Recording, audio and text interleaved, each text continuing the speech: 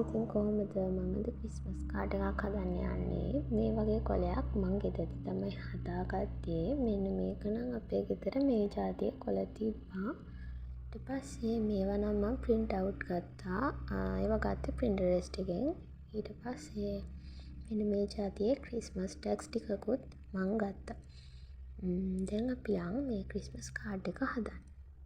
ඉතින් ඔයාලා හැමෝම ආසයින් ක්‍රිස්මස් කාඩ් මම නම් ගොඩාක් ආසයි. ඉතින් මෙන්න මෙහෙම මේ ටික මුලින්ම කපා ගන්නවා. කපා ගනිද්දී අර චූට්ටක් සුදු පාට වාටිය වගේ ඉතුරු වුණාට කමක් නැහැ. මොකද මම මේක වින්ටේජ් විදියට හදන නිසා මම මේක පුච්චන්න හදන්නේ වටේට.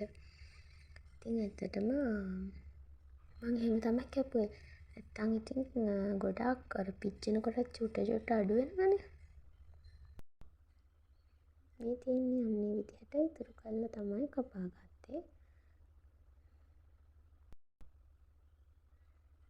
මේ තියෙන්නේ මම දැන් 4ම කපාගෙන ඉවර වුණාට පස්සේ දැන් අපි යමු මේ ටිකේ වටේ හැමීට පුච්ච ගන්න. ඇත්තටම එතකොට නම් පොඩ්ඩක් පරිස්සමෙන් කරන්න. මම නම් කරේ හඳුන්ගුරක් පත්තු කරන් ඔන්න ඔය විදිහට. ඉතින් පුච්චනකොට අර තනි අතින් වීඩියෝ කරන්න අමාරුයි. ඒ හින්දා මම වැඩි වීඩියෝ ක්ලිප්ස් ගත්තේ නෑ. ඔයාලා ටික බලන් ඉන්නත් බෝරින් වෙනවනේ. ඊට පස්සේ අපි මෙන්න මේ විදිහට දැන් මේ 4ම පුච්චා ගත්තා වටේට. දැන් මම ඉතින් මේවා ලියන නෝට්ස් එහෙමත් හොයාගන්න ඕනි. ඇත්තටම ටිකක් රෙකෝඩ් වෙලා නෑ. මම මේ ටික දැන් තියෙන තැන් එහෙම හදා ගන්නවා. ඊට පස්සේ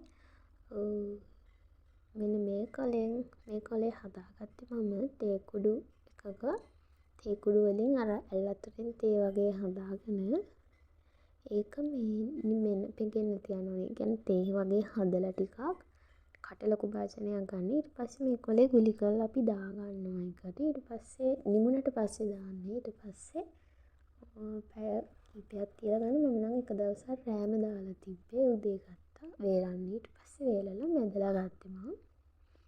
මේකේ තමයි මම මෙන්න රවුමක් ඉරාගෙන දැන් මෙරි ක්‍රිස්මස් කියලා ලියන්න හදන්නේ. මගේ අතටම ස්ටෝරේජ් ෆුල් වෙලා නිසා ඒ ලියන වීඩියෝස් ටික එහෙම රෙකෝඩ් වෙලා නැහැ. ඉතින් මම මේ තියෙන ටික දාලා හදන්න හිතුවා වීඩියෝ එක. මම ඔන්න ඔහොම ඉතින් මේ ටික ගැලපෙන තැන් වලින් තියලා බලලා හදනවා.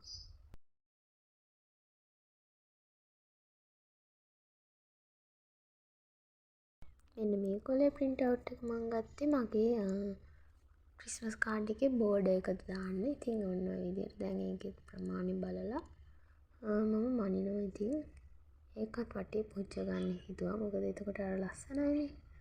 ඉතින් ඔන්න ඔහොම ඒකත් මැන ඔන්න කොපනවා. ඊට පස්සේ ඒකත් මම දෙකට නමල පුච්ච ගත්තා ඒක. එතකොට මම එක පැත්තක් ඒකේ වටේ දාර පැත්ත දෙන ටික පිච්චුවේ නෑ. ක්‍රිස්මස් කාඩ් එකේ මැද පැත්ත දෙන ටික තමයි පුච්ච ගත්තේ. ඔයාලා බලන්නකො මම දැන් පුච්චලා තියයි. ඔන්න ඔය විදිහට ඒකට කපනවා මම.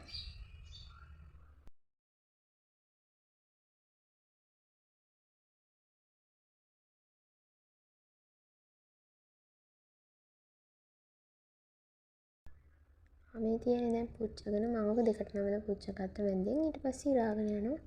එන්නේ වැදවල වාර චුටි කාලේ කරලා තියෙනවා. ඒක හරිම ෂෝක් කරන්නේ. ඉතින් ඊට පස්සේ ඔන්න ඔය විදිහට වටේ අලව ගන්න හදන්නේ බෝඩර් එක.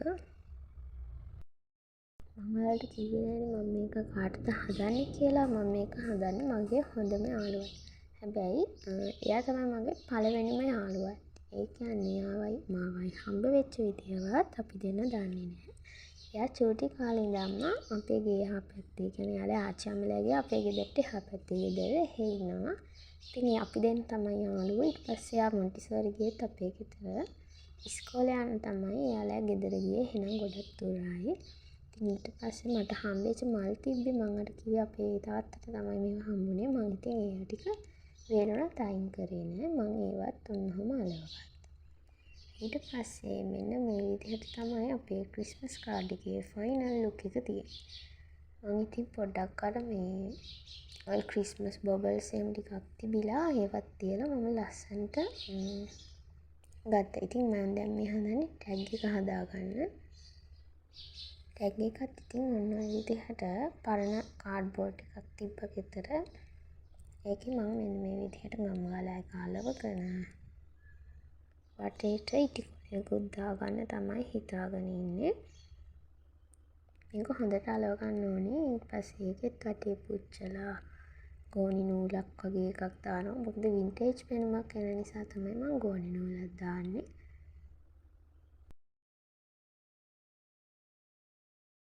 මේකෙම පිටිපස්සෙන් සුදු පාට කොලයක් නිසා ඒකත් ටිකක් ලස්සනයි. ඉතින් මම මේක පෝස්ට් කරලා තමයි යවන්න හිතාගෙන ඉන්නේ. මොකද මම එහි යනවා 26. ඒ වුණාට ඉතින් ඊට කලින් මේක එහලට යන්න ඕන නිසා මම මේක පෝස්ට් කරලා යවන්න හිතාගෙන ඉන්නේ. හැබැයි මට ඔයාලට මේක ගේන්න බැරි වෙයි. මොකද එයාලට ගියාට පස්සේ තමයි මට මේක ඔයාලට ගේන්න වෙන්නේ. ඉතින් ඔන්න ඔය විදිහට ක්‍රිස්මස් ටැග් එකත් හදාගන්න. ඒ තියෙන්නේ ඒකේ ෆයිනල් මං ගෝනි නූලකුත් දාගත්තට පස්සේ ඉටි කොලයකුත් දාලා ඉතින් ඔන්න මම බොබල්ස් ටිකක් එහෙම තියාගෙන ක්‍රිස්මස් කාඩ් එකේ පොඩි වීඩියෝ ක්ලිප් එකක් ගත්තා. ඒක ලස්සනයිද බලන්නකෝ. මේ තියෙන්නේ වීඩියෝ ක්ලිප් එක. මං ගාව ඔය වගේ චූටි බඩු ටිකක් තියෙනවා. මම නම් කැතලික් නෙවෙයි. මම බෞද්ධ. ඒ වුණාට ඉතින් මං හරිම ආසයි ක්‍රිස්මස් සීසන් එකට. ගොඩක් අය එහෙම තමයි නේද? ඉතින් මේ තියෙන්නේ මම මෙන්න මෙහෙම අන්තිමට මේක ගැට ගහලා මේ ටැග් එකක් දාලා ඊට පස්සේ බලන්නකො ලස්සන එකේ. ඇත්තට මේක හරිම ලස්සනයි. ඉතින් ඊට පස්සේ අපේ ගෙදර තිබ්බ කනකම් ලියුම් කවරයක්. ඒක ටිකක් හයියි අර මේ ඉන්විටේෂන් එකක් හම්බෙච්ච එකක්. මම ඒකේ දාලා තමයි මේ කාඩ් එක යවන්නේ. එතකොට පරිස්සමට යවන්න පුළුවන්. එහෙනම් ඉතින් හැමෝටම සුබම සුබ නත්තරක් වේවා කියලා ප්‍රාර්ථනා කරනවා. එහෙනම් ඉතින් අපේ channel එකත් එක්ක දිගටම එකතු වෙලා ඉන්න.